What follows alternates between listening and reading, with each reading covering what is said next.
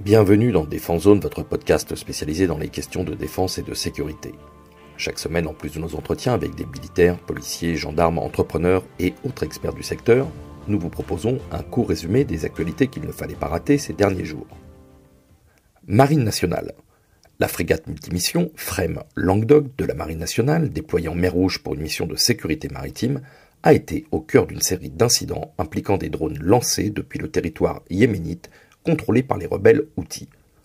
Ces incidents, qui constituent une première pour la marine française, se sont déroulés dans un contexte de tensions croissantes dans la région, marqué par des attaques contre diverses cibles liées à Israël. Le 11 décembre dernier, le pétrolier norvégien Strinda a été la cible d'une attaque orchestrée par les Houthis, combinant l'utilisation d'un missile et d'un drone. La FREMM Languedoc, patrouillant dans la zone, a pu intercepter le drone menaçant le pétrolier. Elle s'est ensuite positionnée pour protéger le Strinda endommagé, mais stabilisé par son équipage, avant de céder la place à un destroyer américain. Cette opération s'ajoute à l'interception réussie de 2 autres drones par la FREMM Languedoc, survenue le 9 et 10 décembre dernier. Des drones, toujours lancés depuis le Yémen, visaient directement la frégate alors qu'elle naviguait à une distance de 110 km des côtes yéménites, près du port d'Al-Udaïda. L'équipage de la FREMM a répondu en utilisant des missiles Aster 15 développés par MBDA et conçus pour l'autodéfense contre des menaces aériennes. Cet engagement actif de la FREMM Languedoc en mer Rouge s'inscrit dans une mission plus large, visant à contribuer à la sûreté maritime et à la liberté de navigation dans une région cruciale pour le commerce mondial. En effet, chaque année, environ 20 000 navires commerciaux empruntent cette voie maritime, soulignant l'importance de maintenir la sécurité dans cette zone stratégique. En opérant sous chaîne de commandement national, la FREMM Languedoc a permis de démontrer la capacité de la France à agir de manière autonome pour assurer la sécurité maritime, tout en collaborant étroitement avec ses alliés comme l'US Navy pour répondre aux défis sécuritaires de la région. OTAN. Il y a quelques semaines, le ministre de la Défense turc, Yaşar Güler, a surpris en révélant des discussions avec le Royaume-Uni, l'Espagne et l'Allemagne pour acheter potentiellement 40 Eurofighter Typhoon. Cette annonce a semblé marquer un changement de cap pour la Turquie, qui avait jusqu'alors cherché à obtenir des F-16 Viper des États-Unis comme compensation pour son exclusion du programme F-35, lié notamment à l'achat des systèmes de défense aérienne russes S-400. Le président turc Recep Tayyip Erdogan, en juin 2022, avait conditionné à l'époque le retrait de son veto à l'entrée de la Finlande et de la Suède dans l'OTAN à un accord avec ces pays contre le PKK et le FETÖ, des groupes considérés comme terroristes par Ankara. Bien que la Finlande soit devenue membre de l'OTAN, la Suède, elle, est toujours en attente. Cette situation, influencée par des facteurs diplomatiques et culturels, semblait également servir d'outil pour Ankara afin de sécuriser l'achat des 40 F-16 Viper, en plus des kits de modernisation pour ces F-16 existants. Le président américain Joe Biden avait même lié ce dossier à l'adhésion de la Suède à l'OTAN. Cependant, le Congrès américain reste opposé à la vente des F-16 à la Turquie, en raison notamment de son comportement agressif envers la Grèce et ses opérations militaires contre les Kurdes syriens. Avec le Congrès américain maintenant fermement opposé, il est difficile de voir comment cette situation pourrait se résoudre rapidement, à moins que les législateurs américains ne tiennent compte de la récente annonce d'une, je cite, nouvelle ère dans les relations entre Ankara et Athènes, qui jusqu'à présent étaient marquées par des conflits territoriaux exacerbés par les perspectives d'exploitation de gaz naturel en Méditerranée orientale. Industrie. Le développement du véhicule blindé d'aide à l'engagement, le VBAE, destiné à moderniser les forces terrestres françaises et belges, est officiellement lancé. L'Organisation conjointe de la coopération en matière d'armement, l'OCAR, a contracté KNDS France et Arcus pour cette initiative.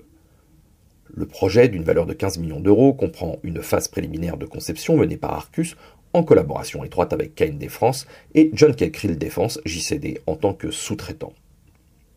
Ce programme franco-belge vise à équilibrer la participation industrielle entre les deux pays, avec une implication notable de l'industrie belge, notamment dans la conception du Tourello. Le VBAE sera utilisé de manière identique par les armées belges et françaises, avec des doctrines et des concepts d'emploi rigoureusement identiques, a expliqué le lieutenant-général Frédéric Gueytang de la Direction générale des ressources matérielles de la défense belge. Le VBAE est conçu pour être rapide et capable d'accompagner des véhicules plus armés dans des missions de reconnaissance. Futur remplaçant du VBL, en service depuis les années 80, il est prévu comme un système polyvalent adapté à un large éventail de missions. La phase de développement durera environ 2 ans, avec la Belgique se réservant le droit de se retirer si nécessaire. En cas de succès, des prototypes seront développés dès 2026, suivis par l'industrialisation vers 2028. Près de 2000 unités pourraient être acquises par les deux pays, dont 1440 par la France, pour une entrée en service prévue fin 2030. Le Grand-Duché du Luxembourg, de son côté, manifeste également un intérêt pour le VBAE dans le cadre de sa collaboration avec la Belgique, visant à garantir l'interopérabilité avec ses partenaires. Le VBAE bénéficiera des avancées technologiques du Scarabée d'Arcus et de l'intercepteur terrestre Cockerill IX en s'appuyant sur des concepts similaires, a précisé Emmanuel Levaché, le président d'Arcus. Il sera polyvalent, mobile, furtif, protégé et doté de capacités d'autodéfense. L'équipage sera constitué d'un pilote, d'un chef de bord, d'un cavalier porté et potentiellement d'un passager. Fin de citation. Espionnage. La récente découverte d'une infiltration au sein du Centre national de renseignement espagnol, le CNI, a suscité de sérieuses préoccupations. Selon des rapports des médias espagnols El Confidencial et El País, un contrôle de routine a révélé que 2 agents du CNI avaient accédé à des données classifiées auxquelles ils n'auraient pas dû avoir accès. L'enquête a ensuite révélé que ces agents étaient en fait en contact avec des agents américains basés à l'ambassade des États-Unis à Madrid, leur fournissant ensuite des informations confidentielles en échange d'argent. Suite à cette découverte, les 2 agents espagnols impliqués ont été arrêtés et les agents américains ont été expulsés d'Espagne en toute discrétion. Bien que les détails sur la nature des informations transmises n'aient pas été divulgués, l'incident a provoqué des réunions de haut niveau entre les responsables espagnols et l'ambassadrice des États-Unis, Julissa Reynoso, pour clarifier la situation et exprimer le mécontentement du gouvernement espagnol. Ce n'est pas la première fois que le SNI est confronté à des problèmes d'espionnage. En 2007 déjà, un agent avait été condamné pour avoir prétendument partagé des renseignements avec la Russie. Plus récemment, d'autres scandales ont secoué le renseignement espagnol, notamment l'affaire du logiciel espion Pegasus, qui a entraîné la démission de Paz Esteban, alors directrice du CNI. Pour rappel, les agences de renseignement américaines ont déjà été accusées de conduire des opérations controversées en Espagne, comme l'attaque de l'ambassade de Corée du Nord à Madrid en 2019. Alors que l'Espagne et les États-Unis sont alliés au sein de l'OTAN, cet incident récent soulève des questions sur la nature de leurs relations et sur la sécurité des informations confidentielles. Le procès à venir des 2 agents du CNI devrait fournir plus de détails sur cette affaire complexe. Police nationale. L'opération PlaceNet, menée par la police et la gendarmerie nationale dans plusieurs régions françaises, a conduit à de nombreux résultats significatifs dans la lutte contre la criminalité et les trafics de drogue. Pour commencer, à Montargis, une action coordonnée impliquant 60 policiers et la CRS 8 a abouti à la saisie d'une arme à feu de 12 000 € en liquide, à l'arrestation de 7 personnes, plus de 1 kg de résine de cannabis et 200 g d'héroïne.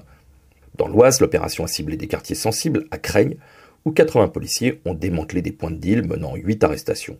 Des contrôles ensuite approfondis ont été effectués, révélant de multiples infractions fiscales et du travail. À Toulon, ensuite, l'opération a mobilisé 750 policiers, aboutissant à la neutralisation de points de deal majeurs et à de nombreuses arrestations pour trafic de stupéfiants. Depuis, les violences physiques dans la région ont diminué de 50% grâce à cette présence policière accrue. Au Mirail, à Toulouse, les forces de l'ordre ont mené des actions quotidiennes contre les trafics, aboutissant à 14 arrestations, à la saisie de 13 kg de stupéfiants. Des contrôles routiers et des patrouilles dans les transports en commun ont également été effectués. Dans le quartier Saint-Martin, à Montpellier, l'opération a conduit à 20 arrestations et à la saisie de 13 kg de stupéfiants. Un travail conjoint avec le procureur de la République a permis de démanteler des points de deal et de traiter des infractions associées. Enfin, pour terminer, à Villeurbanne, plus de 70 interpellations ont été réalisées en moins de 2 semaines dans le quartier du Tonkin. Un réseau de trafic de drogue a été démantelé et près de 6 kg de stupéfiants ont été saisis. Ces opérations se déroulaient sous l'autorité des préfets régionaux et en collaboration avec divers services de l'État afin de lutter contre la criminalité et à restaurer la sécurité dans les zones les plus touchées. Voilà pour l'essentiel de l'actualité cette semaine. Pour en savoir davantage sur cet univers et pour découvrir tous nos articles et reportages, rendez-vous sur notre site internet défense-zone.com. Pour plus de brefs d'articles de fond et de photos, nous éditons également tous les 3 mois un magazine papier que vous pouvez recevoir en étant abonné à notre espace premium. Il vous permettra aussi d'avoir accès à des contenus exclusifs sur nos différents supports. Vous trouverez tous les liens nécessaires dans la description de cet épisode. En attendant, nous vous souhaitons une bonne journée et nous vous donnons rendez-vous la semaine prochaine pour un nouveau résumé de l'actualité des forces de défense et de sécurité.